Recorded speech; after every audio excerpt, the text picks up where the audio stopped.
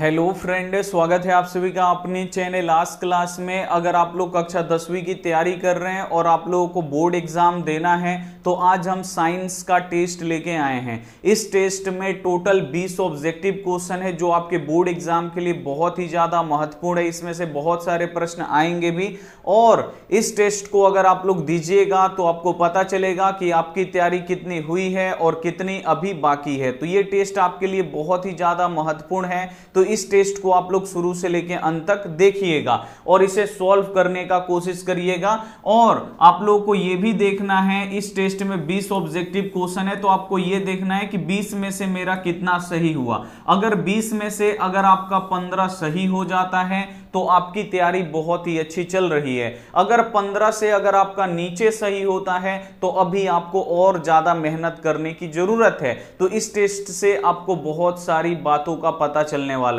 तो जल्दी से इस टेस्ट को आप लोग एकदम शुरू से लेकर अंत तक देखिए और आप लोग सॉल्व करिए इसमें का क्वेश्चन और देखिए आपका कितना सही होता है। जितना भी सही होगा आप लोग ईमानदारी पूर्वक कमेंट बॉक्स में लास्ट में आपको हमें कमेंट करके बताएंगे, ठीक है ना। और हम कक्षा 10वीं की तैयारी बहुत ही अच्छी तरीके से करवाते हैं। अगर आपकी तैयारी अभी तक नहीं हुई है तो आप हमसे जुड़ सकते हैं, हमारे चैनल को सब्सक्राइब कर लीजिए और हमारे व्हाट्सएप ग्रुप में जुड़ जाइए ताकि आपको क्लास का लिंक और जो ऑनलाइन टेस्ट होता है उसका लिंक हम आपको भेज सकें। ये हमारा व्हाट्सएप नंबर है 8797972700। ये हमारा व्हाट्सएप नंबर है। इस पे आपको लिखना है कि मैसेज कर देना इस नंबर पे कि सर हमें ग्रुप में जोड़ दीजिए, तो इधर से लिंक जाएगा, लिंक को दबा के आप लोग व्हाट्सएप ग्रुप में जुड़ जाइएगा। तो चलिए एक एक करके क्वेश्चन को यहाँ पे लगाते हैं और आप लोग सॉल्व करिए और देखिए आपका कितना सही हो रहा है। उससे पहले अगर आप लोग हमसे ऐप पे अलग से पढ़ाई करना चाहते हैं, ऐप पे, ठीक है ना, तो ऐप पे भी पढ़ाई होता है। 499 रुपया में पूरा 1 साल पढ़ाया जाएगा। जब तक एग्जाम नहीं होगा तब तक आपको पढ़ाया जाएगा। इसमें लाइव क्लास ऐप पे मिलेगा, नोट्स मिलेगा, ठीक है ना, गेस क्वेश्चन लास्ट में आपको मिलेगा। इस नंबर पे आपको फोन कर लेना है और आज क्लास का ऐप प्ले स्टोर से डाउनलोड कर लेना है, ठीक है ना। चलिए क्वेश्चन लगाते हैं। यहां पे पहला नंबर क्वेश्चन आपके स्क्रीन पे है कि कौन सा पदार्थ नीले लिटमस पत्र को लाल कर देता है। बोर्ड एग्जाम के लिए एकदम वीवीआई क्वेश्चन है। बोर्ड एग्जाम में ये क्वेश्चन आता है कि कौन सा पदार्थ है जो नीले लिटमस पत्र को क्या कर देता है, लाल कर देता है। तो आपको याद रखना है नीला को लाल कौन करता है, तो आपको याद रखना है अम्ल। जो अम्ल है ये क्या करता है, तो अम्ल क्या करता है, नीला लिटमस पत्र को लाल कर देता है। इसे आपको याद रखना है, ठीक है ना। अम्ल नीले लिटमस पत्र को लाल कर देता है। जबकि जो क्षार होता है ये क्या करता है, क्षार आपका लाल लिटमस पत्र को कैसा कर देता है, नीला कर देता है। इसे आपको याद रखना है और दोनों क्वेश्चन बोर्ड एग्जाम में आता है। क्वेश्चन आ जाएगा जैसे ये पूछा है कि नीले लिटमस पत्र को लाल कौन करता है, तो नीले को लाल अम्ल करता है। और ये भी क्वेश्चन आ जाएगा कि लाल लिटमस पत्र को नीला कौन करता है, तो लाल लिटमस पत्र को नीला कौन करता है, क्षार करता है। बस सिंपल, आपको ये भी क्वेश्चन आपको पता होना चाहिए। चलिए और आप लोग देखते चलिए कि आपका कितना सही हो रहा है। नेक्स्ट क्वेश्चन, अगला यहां पे जो क्वेश्चन है कि शरीर की सबसे लंबी कोशिका कौन सी होती है, और ये बोर्ड एग्जाम में बहुत आता है। ये वाला क्वेश्चन आपको याद रखना है कि शरीर की जो सबसे लंबी कोशिका होती है वो कौन सी होती है, तो शरीर की जो सबसे लंबी कोशिका होती है वो तंत्रिका की कोशिका होती है। इसे एकदम आपको याद रखना है, एकदम वीवीआई क्वेश्चन है। तंत्रिका की जो कोशिका होती है, तंत्रिका तंत्र की जो कोशिका, वो सबसे लंबी कोशिका होती है शरीर में। इसे आपको याद रखना है। नेक्स्ट यहां पे जो क्वेश्चन है, निम्नलिखित में से किस धातु को चाकू से काटा जा सकता है। ये भी बोर्ड एग्जाम में क्वेश्चन आता है।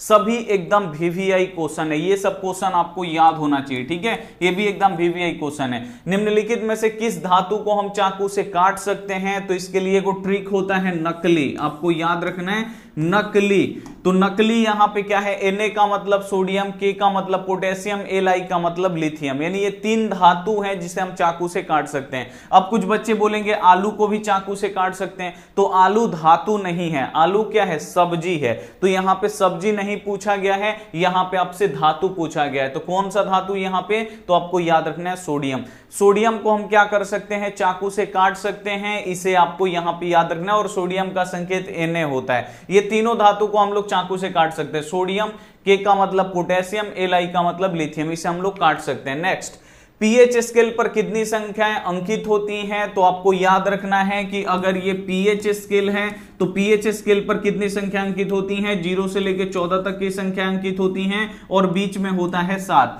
जो 7 होता है न्यूट्रल होता है, उदासीन होता है, इसका ठीक है ना। और जो अम्ल होता है ना, आपको याद रखना है कि जो अम्ल होता है, अम्ल का जो पीएच मान होता है 0 से लेकर 7 के बीच में होता है। और जो क्षार होता है, क्षार का पीएच मान किसके बीच में होता है, तो 7 से लेकर 14 के बीच में होता है। इसे आपको याद रखना है। तो यहां पे सिंपल आपसे क्वेश्चन पूछा है कि पीएच स्केल पर कितनी संख्या अंकित होती हैं, तो पीएच स्केल पर 0 से लेकर 14 तक की संख्याएं अंकित होती हैं। इसे आपको याद रखना है, 0 से लेकर 14 VVI क्वेश्चन है ये भी आपको 100% याद रखना है, ठीक है। नेक्स्ट क्वेश्चन है कि विद्युत बल्ब का फिलामेंट किसका बना होता है, जो ये विद्युत बल्ब का जो ये फिलामेंट होता है ये किसका बना होता है, ये आपको बताना है। यानी जो ये होता है ना यहाँ पे फिलामेंट, ये किसका बना होता है ये आपको बताना है। तो विद्युत बल्ब का जो फिलामेंट होता है ये किसका बना होता है, तो आपको याद रखना है टंगस्टन का, ठीक है ना, टंगस्टन का बना होता है। ये इंपॉर्टेंट क्वेश्चन है, बोर्ड एग्जाम में आता है। फिर आपसे क्वेश्चन पूछेगा कि टंगस्टन कितने डिग्री सेल्सियस पे पिघलता है, तो जो टंगस्टन है आपको याद रखना है 3500 डिग्री सेल्सियस पे ये क्या होता है, पिघलता है, मतलब गलता है। इसका गलनांक कितना है पूछेगा तो 3500 डिग्री सेल्सियस, इसे आपको याद रखना है। और अगला क्वेश्चन इसी में पूछता है कि जो विद्युत बल्ब है इसमें कौन सी गैस भरी जाती है, ये भी क्वेश्चन आता है। तो विद्युत बल्ब में कौन सी गैस भरी जाती है, तो निष्क्रिय गैस भरा जाता है। इसे आपको याद रखना है, ठीक है। किसी भी उदासीन विलयन का पीएच मान कितना होता है, आपसे यहां पे पूछा जा रहा है कि किसी भी अगर उदासीन विलयन है, जैसे शुद्ध जल क्या होता है, उदासीन। उदासीन का मतलब ना ही वो अम्लीय लगेगा ना ही वो क्षारीय लगेगा, यानी उसका कोई भी टेस्ट होगा ही नहीं, कोई भी स्वाद होगा ही नहीं। जैसे जल होता है, जल पीजिएगा कोई भी टेस्ट नहीं लगता है, नहीं पता चलता है कि वो अम्लीय है कि क्षारीय है, जो शुद्ध जल होता है। तो आपको याद रखना है कि किसी उदासीन विलयन का पीएच मान कितना होता है, तो किसी भी उदासीन विलयन का पीएच मान 7 होता है। बी वाला जो ऑप्शन होगा 100% राइट होगा, इसे एकदम आपको याद रखना है। अब यहां पे ये भी क्वेश्चन आ जाता है कि शुद्ध जल कैसा होता है, तो शुद्ध जल कैसा होता है, उदासीन होता है। और ये भी आपके बोर्ड एग्जाम में क्वेश्चन पूछा जाता है कि शुद्ध जल का पीएच मान कितना होता है, तो शुद्ध जल का पीएच मान कितना होता है, 7 होता है। और उदासीन विलयन का भी पीएच मान कितना होता है, 7 ही होता है। इसे आपको याद रखना है। आकाश का रंग, आकाश नीला रंग का होने का क्या कारण है। अब यहां पे आपको बताना है कि आकाश का नीला रंग होने का क्या कारण है। जो होता है हमारा आकाश वो नीला दिखाई देता है, और रात में क्या दिखाई देता है, तो रात में काला दिखाई देता है। आप लोग देखे हैं ना, रात में कैसा दिखाई देता है, काला दिखाई देगा, क्योंकि सूर्य का प्रकाश नहीं है। दिन में देखिएगा जब सूर्य होगा तो आकाश नीला दिखाई देगा। क्यों दिखाई देता है, क्योंकि प्रकाश का प्रकीर्णन होता है। प्रकाश का प्रकीर्णन क्या होता है, तो वायुमंडल में छोटे छोटे क्या होते हैं, कण होते हैं, ठीक है ना, धूल कण होते हैं, जिस पे प्रकाश पड़ता है ना, तो ये नीले रंग को क्या करते हैं, फैला देते हैं। नीले रंग को पूरा ऊपर आकाश में क्या करते हैं, फैला देते हैं, ठीक है। और हम लोग होते हैं यहाँ पे नीचे पृथ्वी पे। अब पृथ्वी से हम लोग देखते हैं ना, तो यहाँ पे पूरा नीला रंग फैला रहता है प्रकाश के प्रकीर्णन के कारण, इसीलिए आकाश नीला दिखाई देता है, ठीक है। तो ये आपको यहाँ पे याद रखना है, प्रकाश के प्रकीर्णन के कारण जो आकाश होता है वो नीला दिखाई देता है। इंपॉर्टेंट क्वेश्चन है, इसे आपको याद रखना है। बायोगैस का मुख्य घटक क्या है, बायोगैस यानी गोबर गैस। गोबर गैस में कौन सा घटक जो होता है, कौन सा उसमें का मेन गैस होता है, कौन सा गैस सबसे अधिक पाया जाता है बायोगैस में, तो आपको याद रखना है मीथेन। जो मीथेन गैस है ये सबसे अधिक पाया जाता है, बायोगैस हो या गोबर गैस हो या अपना यहाँ पे सीएनजी हो, ठीक है ना, इसमें सब में मीथेन पाया जाता है। और जो आपको याद रखना है ब्यूटेन, ये किस में पाया जाता है, एलपीजी में, इसे आपको याद रखना है, ठीक है ना। जो सिलेंडर होता है उसमें ब्यूटेन पाया जाता है, इसे आपको याद रखना है। लेकिन बायोगैस हो गया, गोबर गैस हो गया या आपका सीएनजी हो गया, उसमें कौन सा गैस पाया जाता है, मेथेन गैस पाया जाता है। मेथेन गैस देगा नहीं तो इसका सूत्र दे देगा, सूत्र आपको याद रखना है। मेथेन गैस का सूत्र क्या होता है, CH4 होता है, इसे आपको याद रखना है। चलिए, ग्रीन हाउस गैस है। अब यहां पे ये भी VVI क्वेश्चन है, बोर्ड एग्जाम में आता है, भाई इसमें से ग्रीन हाउस गैस कौन सा है, तो ग्रीन हाउस गैस कौन सा है, या इस क्वेश्चन को देगा किस गैस के कारण ग्लोबल वार्मिंग होता है, या ये क्वेश्चन ऐसे भी आपसे पूछ देगा मुख्य प्रदूषक गैस कौन सा है, यानी वो कौन सा गैस है जिससे सबसे ज्यादा प्रदूषण होता है, तो आपको याद रखना है कार्बन डाइऑक्साइड। ये VVI क्वेश्चन है, बोर्ड एग्जाम में आता है, इसे आपको याद रखना है कि ग्रीन हाउस गैस कौन सा है, कार्बन डाइऑक्साइड। ग्लोबल वार्मिंग के लिए उत्तरदायी गैस कौन सा है, कार्बन डाइऑक्साइड। मुख्य प्रदूषक यानी सबसे प्रदूषण फैलाने वाला गैस कौन सा है? Carbon dioxide. अब एक क्वेश्चन और आता है कि जो कार्बन डाइऑक्साइड होता है, ये बोर्ड एग्जाम में पूछता है कि कार्बन डाइऑक्साइड हमारे वायुमंडल में कितना प्रतिशत पाया जाता है। तो ये भी आपको याद रखना है कि जो कार्बन डाइऑक्साइड होता है ये हमारे वायुमंडल में यानी CO2 हमारे वायुमंडल में 0.03% पाया जाता है। इसे एकदम आपको 100% याद रखना है, ठीक है। अगला जो क्वेश्चन है कि वास्तविक प्रतिबिंब हमेशा कैसे बनता है, ये भी इंपॉर्टेंट क्वेश्चन है कि जो वास्तविक प्रतिबिंब है ये कैसा होता है, सीधा कि उल्टा। तो जो वास्तविक होता है इसे आपको याद रखना है उल्टा होता है, बहुत ही ज्यादा इंपॉर्टेंट है। बी वाला ऑप्शन यहां पे बिल्कुल से जाएगा, जो वास्तविक प्रतिबिंब होता है। और वास्तविक प्रतिबिंब को हम पर्दे पे उतार सकते हैं, यानी जो वास्तविक प्रतिबिंब होता है ये उल्टा होता है, लेकिन जो काल्पनिक होता है, काल्पनिक या आपसे आभासी पूछेगा, काल्पनिक या आभासी प्रतिबिंब कैसा होता है, सीधा होता है, इसे आपको याद रखना है। ये भी VVI क्वेश्चन है। अगला यहां पे जो क्वेश्चन है कि रक्षी कोशिकाएं कहां पाई जाती हैं। रक्षी कोशिकाएं यानी इंग्लिश में भी ये देता है गार्ड सेल्स या गार्ड कोशिकाएं या द्वार कोशिकाएं, इसको बोल देगा कि द्वार कोशिकाएं किस में पाई जाती है। तो इसका बहुत सारा नाम है, ठीक है ना। पहले आपसे पूछेगा रक्षी कोशिकाएं, फिर आपसे पूछेगा गार्ड सेल्स, ठीक है, इंग्लिश में। फिर आपसे पूछेगा यहाँ पे रक्षी कोशिकाएं, गार्ड सेल्स, और एक हिंदी में पूछ देता है द्वार कोशिकाएं। तो ये सब एक ही नाम है, ठीक है ना। तो रक्षी कोशिकाएं कहां पाई जाती हैं, तो आपको याद रखना है पतियों में, ठीक है। ये क्वेश्चन आता है बोर्ड एग्जाम में, बहुत ज्यादा VVI क्वेश्चन है। रक्षी कोशिकाएं या गार्ड, गार्ड क्या करता है, जो गार्ड होता है वो क्या करता है, देखभाल करता है, रक्षा करता है बैंक का, ATM का जो गार्ड होता है वो, वही रक्षी कोशिकाएं या गार्ड सेल्स, या हिंदी में दे देगा द्वार कोशिकाएं। तो ये आपको याद रखना है, ये पत्तियों में रखता है। और रंध्रों को क्या करता है, ये ढके रहता है, यानी जब खोलना होता है तो ये फैलता सिकुड़ता है गार्ड कोशिकाएं रंध्र को बचाने के लिए। जल से भरी बाल्टी का पेंदी ऊपर उठा हुआ प्रतीत होता है, क्यों, यानी जल से भरी बाल्टी का जो पेंदी होता है वो ऊपर उठा हुआ क्यों दिखाई देता है, तो ये सब दिखाई देता है प्रकाश के अपवर्तन के कारण। या तालाब का जो जल है वो कम गहरा क्यों दिखाई देता है, और कूदेंगे नहाने के लिए तो ज्यादा पानी हो जाता है। तो ये सब किसके कारण से होता है, तो आपको याद रखना है ये सब होता है प्रकाश के अपवर्तन के कारण, ठीक है ना। ये क्या होता है, एक आकाशीय प्रकाशीय भ्रम है, इसे आपको याद रखना है, ठीक है। अगला क्वेश्चन है कि विद्युत का सबसे अच्छा चालक कौन सा है, बोर्ड एग्जाम में आता है कि विद्युत का सर्वोत्तम चालक, सबसे अच्छा चालक कौन सा है। तो विद्युत का सर्वोत्तम चालक, सबसे अच्छा चालक कौन सा होता है, चांदी होता है, इसे आपको याद रखना है। बी वाला ऑप्शन जो होगा 100% राइट होगा। इंपॉर्टेंट क्वेश्चन है, इसे आपको याद रखना है, आता है बोर्ड एग्जाम में, ठीक है ना। प्रकाश के परावर्तन के नियम में आपतन कोण किसके बराबर होता है। अब यहां पे आपसे पूछा जा रहा है कि प्रकाश के परावर्तन में जो आपतन कोण है वो किसके बराबर होगा। तो आपतन कोण किसके बराबर होता है, तो आपको याद रखना है कि जो आपतन कोण है वो परावर्तन कोण के बराबर होता है, इसे आपको याद रखना है। ए वाला जो ऑप्शन होगा बिल्कुल से जाएगा। अब यहां पे दो क्वेश्चन आता है। पहला तो पूछता है कि प्रकाश के परावर्तन के कितने नियम है, और ये बोर्ड एग्जाम में आता है। तो प्रकाश के परावर्तन के कितने नियम होते हैं, 2। फिर एक और क्वेश्चन पूछता है कि प्रकाश का अपवर्तन का कितना नियम होता है। तो प्रकाश का जो यहां पे अपवर्तन होता है, प्रकाश के अपवर्तन के भी 2 ही नियम होते हैं, ये भी साथ में आपको याद रखना है, बोर्ड एग्जाम में आता है।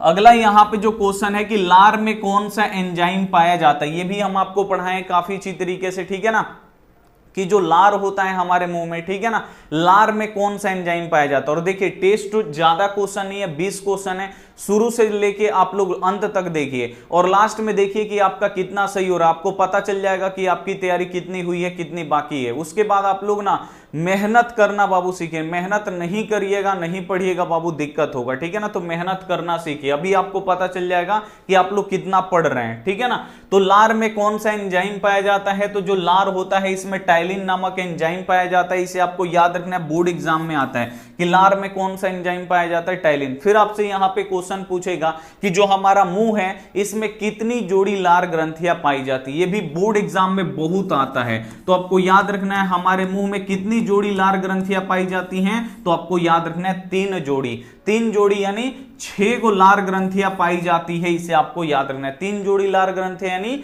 6 लार ग्रंथियां पाई जाती है, लेकिन ये जोड़ी में ही आंसर देता है 3 जोड़ी, तो ये आपको याद रखना है, ठीक है। नेक्स्ट क्वेश्चन है कि फ्लोएम किसके लिए उत्तरदायी है, ये भी क्वेश्चन बोर्ड एग्जाम में आते रहता है हर साल। जाइलम किसके लिए उत्तरदायी है, फ्लोएम किसके लिए उत्तरदायी है, तो ये आते रहता है क्वेश्चन। तो जो जाइलम होता है ना वो जल का परिवहन करता है, ज से जाइलम ज से जल, तो जो जाइलम है वो जल का परिवहन करता है, लेकिन जो फ्लोएम है ना, फ्लोएम किसका परिवहन करता है, तो जो फ्लोएम है ये भोजन का परिवहन करता है, इसे आपको याद रखना है। फिर यहां से एक और क्वेश्चन आता है कि चलनी नलिकाएं किसमें पाई जाती है, किसमें नलिकाएं होती हैं, तो आपको याद रखना है कि जो फ्लोएम होता है ना इसमें चलनी नलिकाएं होती है, और जो फ्लोएम की कोशिकाएं होती हैं ये जीवित होती हैं, ठीक है ना, लेकिन जो जाइलम की कोशिकाएं होती हैं वो मृत होती हैं, इसे आपको याद रखना है। तो सबसे पहला जो क्वेश्चन आता है कि जाइलम किसके लिए उत्तरदायी है, तो जाइलम जल के लिए, और जो फ्लोएम है ये भोजन के लिए उत्तरदायी है, ठीक है। फिर आपसे क्वेश्चन पूछेगा चलनी नलिकाएं किसमें पाई जाती है, तो आपको याद रखना है फ्लोएम में। किसकी कोशिकाएं मृत होती हैं, तो जाइलम की जो कोशिकाएं होती हैं मृत होती है, लेकिन जो फ्लोएम होती है इसकी कोशिकाएं जीवित होती हैं, आपको याद रखना है। शुद्ध सोना कितने कैरेट का होता है, यहां पे आपको बताना है कि जो शुद्ध सोना होता है, यानी जो प्योर गोल्ड है, प्योर सोना होता है, वो कितने कैरेट का होता है, बोर्ड एग्जाम में आता है। तो शुद्ध सोना कितने कैरेट का होता है, 24 कैरेट का होता है, इसे आपको याद रखना है, ठीक है ना। लेकिन अब यहां पे एक और क्वेश्चन आता है, शुद्ध सोना कैसा होता है, तो आपको याद रखना है कि जो 24 कैरेट का सोना है ना, यानी शुद्ध सोना जो होता है ये मुलायम होता है, इसे आपको याद रखना है। यानी जो प्योर सोना होता है अगर उसमें मिलावट ना हो, यानी जो शुद्ध सोना होगा वो कैसा होगा, तो आपको याद रखना है मुलायम। उससे अगर हम लोग चाहेंगे कि आभूषण गहना बन जाए तो नहीं बनता है। तो आप लोग दुकान में जाइएगा तो लिखेगा 18 कैरेट आभूषण, 22 कैरेट सोना का आभूषण, लेकिन 24 कैरेट का नहीं लिखेगा। 24 कैरेट का लिखेगा क्यों नहीं, क्योंकि 24 कैरेट का जो सोना होता है एकदम प्योर होता है, और जो 24 कैरेट का सोना होता है, यानी जो शुद्ध सोना होता है मुलायम होता है, और इससे हम लोग क्या कर सकते हैं, आभूषण गहना नहीं बना सकते। इसीलिए गहना वाला सोना कौन सा होता है,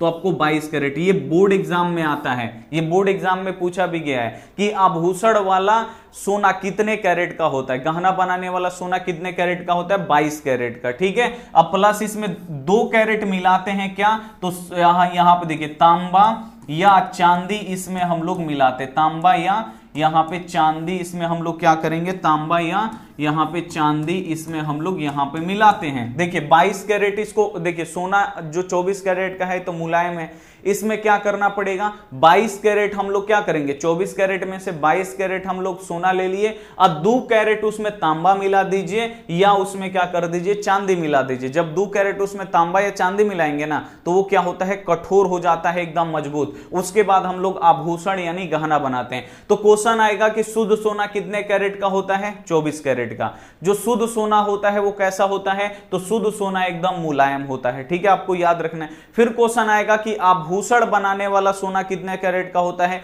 तो आभूषण यानी गहना बनाने वाला जो सोना होता है वो 22 कैरेट का होता है। अब फिर अगला क्वेश्चन ये भी बोर्ड एग्जाम में देता है कि शुद्ध सोना को कठोर करने के लिए उसमें क्या मिलाते हैं, तो शुद्ध सोना को कठोर करने के लिए उसमें क्या मिलाते हैं, तांबा या चांदी मिलाते हैं, इसे आपको याद रखना है। कितना कैरेट, तो 2 कैरेट। तांबा मिलाएंगे या चांदी मिलाएंगे तो सोना क्या हो जाता है, कठोर हो जाता है, इसे आपको याद रखना है। चंद्रमा पे खड़े अंतरिक्ष यात्री को आकाश कैसे दिखाई देता है, तो आप लोग यहां पे समझिए, ये हम पृथ्वी पे यहां पे खड़े हैं, पृथ्वी पे वायुमंडल है। अब सूर्य का प्रकाश यहां पे आएगा, यहां पे हवा के बहुत सारे छोटे छोटे कण उपस्थित होते हैं। तो छोटा छोटा कण क्या करता है कि प्रकाश का एक रंग लेता है, नीला कलर, और नीला कलर को इतना ज्यादा यहां पे फैलाता है, नीले रंग का प्रकीर्णन सबसे ज्यादा होता है, नीला रंग यहां पे इतना ज्यादा ये फैला देगा कि नीचे से हम लोग देखेंगे ना तो आकाश यहां पे नीला दिखाई देगा। पृथ्वी पर से देखिएगा तो आकाश नीला दिखाई देगा, क्योंकि जो छोटे छोटे धूल कण हैं आकाश में पूरा नीला रंग वायुमंडल में फैला दिए हैं। लेकिन चंद्रमा क्या होता है ना, ये पृथ्वी है तो चंद्रमा यहां पे होता है, और चंद्रमा पे कोई भी वायुमंडल नहीं है, यानी हवा नहीं है। जब हवा भी नहीं है ना, इसमें हवा तक नहीं है, तो हवा नहीं रहता है तो यहां पे धूल कण भी नीचे रहते हैं, इस पे बैठे रहते हैं, यानी धूल कण भी नहीं उड़ते हैं। तो जब यहां पे धूल कण नहीं होगा तो प्रकाश का प्रकीर्णन नहीं होगा, अब प्रकाश का प्रकीर्णन नहीं होगा तो यहां पे कोई भी कलर नहीं फैलेगा, और जब कोई भी कलर नहीं फैलेगा तो ऊपर देखेंगे तो हमारा काला ही आकाश दिखाई देगा, क्योंकि ऊपर हमारा काला ही है। यहां से भी अगर वायुमंडल पृथ्वी पर से हटा दिए जाए ना वायुमंडल, तो आकाश कैसा दिखाई देगा? काला ही दिखाई देगा, ठीक है ना। लेकिन यहां पे हवा है, तो हवा में क्या होते हैं? धूलकण। धूलकण क्या करते हैं? नीले रंग को आकाश में पूरा फैला देते हैं, इसीलिए आकाश हमको पृथ्वी से नीला दिखाई देता है। लेकिन चंद्रमा पे वायुमंडल नहीं है, प्रकाश का प्रकीर्णन नहीं है, तो ऊपर देखने में आकाश काला दिखाई देता है। तो ये आपको याद रखना, बोर्ड एग्जाम आता है कि चंद्रमा पे खड़े व्यक्ति को या चंद्रमा से देखने पे आकाश कैसा दिखाई देता है, या अंतरिक्ष यात्री को आकाश कैसा दिखाई देता है, तो आपको याद रखना है काला। इंपॉर्टेंट क्वेश्चन है, डी वाला यहां पे राइट आंसर होगा। नेक्स्ट, प्रतिरोध का एसआई मात्रक क्या होता है? बोर्ड एग्जाम में आपसे पूछता है बहुत बार, और ये बोर्ड एग्जाम में क्वेश्चन आता भी है कि प्रतिरोध का एसआई मात्रक क्या होता है। तो प्रतिरोध का एसआई मात्रक होता है ओम, और ओम का ओम लिख के देगा, नहीं तो ओम का ऐसे सिंबल बना देगा। तो दोनों आपको याद रखना है, ओम लिख के देगा, नहीं तो ओम का सिंबल बनाएगा, ठीक है। एक होता है, ये तो प्रतिरोध हो गया। दूसरा आपसे पूछता है प्रतिरोधकता। प्रतिरोधकता का एसआई मात्रक क्या होता है? तो प्रतिरोधकता का एसआई मात्रक होता है ओम मीटर। ये आपको याद रखना है, प्रतिरोधकता का एसआई मात्रक ओम मीटर।